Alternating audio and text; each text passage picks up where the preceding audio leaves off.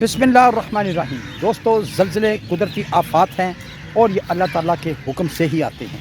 तो दोस्तों, हमारी इस सूरत हाल में ये ज़िम्मेदारी बनती है कि हम कुछ ऐसी एहतियाती तदाबीर इख्तियार करें ताकि हम इस कुदरती आफ़ात से महफूज रह सकें या इस ख़तरात को कम से कम कर सकें। तो दोस्तों, मैं Waseem Anwar, Waseem tips for health की तरफ से आज आपके साथ शेयर करूँगा कि अगर ज़लज़ला आ जाए, चाहे वो ज़्यादा शिद्दत का हो या कम, लेकिन हमें कुछ एहतियाती तदाबीर ज़रूर अख्तियार करनी चाहिए ताकि हमें किसी किस्म का नुकसान ना हो और उसके साथ साथ हम दूसरों को भी एहतियाती तदाबीर बताकर उनको ज़लज़ले की शिद्दत से महफूज रखवा सकें। तो दोस्तों, इस हवाले से मैं सबसे पहले आपसे गुजारिश करूँगा, जब ज़लज़ले की सूरत हाल पेश आती है, हाथों और घुटनों के बल नीचे बैठ जाएँ, सर को नीचे की तरफ कर लें। बहुत बेहतर है कि अगर आप अपने सर के ऊपर कोई चीज़ रख लें, ख़ास तौर पर कोई नरम चीज़ रख लें, तकिया रख लें, ताकि कोई चीज़ अगर गिर जाए तो वो आपके सर पे ना लगे, और सर पर अगर लग जाए तो वो चोट काफ़ी शदीद होती है, जिसकी वजह से इंसान को ज़्यादा नुकसान पहुंचता है। इसके अलावा ये कोशिश करें ज़लज़ले के दौरान ऐसी जगह पे ना खड़े हों जहां आपके सर के ऊपर पंखा हो या कोई शोकेस हो, बड़ी अलमारी हो, या इसके अलावा कोई और बड़ी चीज़ जो चीज़ गिर कर आपको नुकसान दे सके।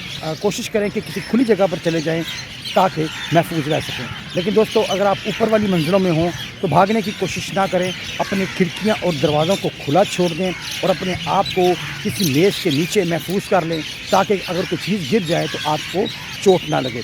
इसके अलावा अगर आप घर से बाहर निकलें तो कोशिश करें कि आप सीढ़ियों का इस्तेमाल करें, लिफ्ट के ज़रिए ना जाएं, क्योंकि ज़लज़ले की सूरत हाल में लिफ्ट टूट भी सकती है और वो जाम भी हो सकती है। इसी तरह मैं दोस्तों बताता चलूँ कि जो अफराद गाड़ी चला रहे हों और उस ड्राइविंग के दौरान अगर ज़लज़ला आ जाए तो कोशिश करें कि गाड़ी को रोक लें, लेकिन गाड़ी को रोकते वक्त ये ख्याल करें कि आप किसी खंभे के पास गाड़ी को ना खड़ा करें, आपके इर्द गिर्द फ्लाईओवर या ब्रिज ना हो ताकि कहीं उसको नुकसान पहुंचने से आपको भी ख़तरा ना हो सके। दोस्तों, ये भी कोशिश करें किसी बिल्डिंग के करीब ना खड़े हों, बड़ी और ऊंची बिल्डिंग के करीब गाड़ी ना खड़े करें। अगर आप पहाड़ी इलाके में हों तो ये भी ज़रूर देखें कि कहीं लैंड स्लाइडिंग का यहाँ ख़तरा तो नहीं है, क्योंकि इससे भी काफ़ी ज़्यादा ख़तरा हो सकते हैं। दोस्तों, ज़लज़ले के दौरान याद रखें कि अगर चूल्हे जलाए हुए हों तो उनको बंद कर दें, गैस का भी पॉइंट बंद कर दें, क्योंकि बाज़ का ज़लज़ले के झटकों से गैस की लीकेज हो सकती है और आग लग सकती है। बिला वजह चीज़ों को ना चलाएं।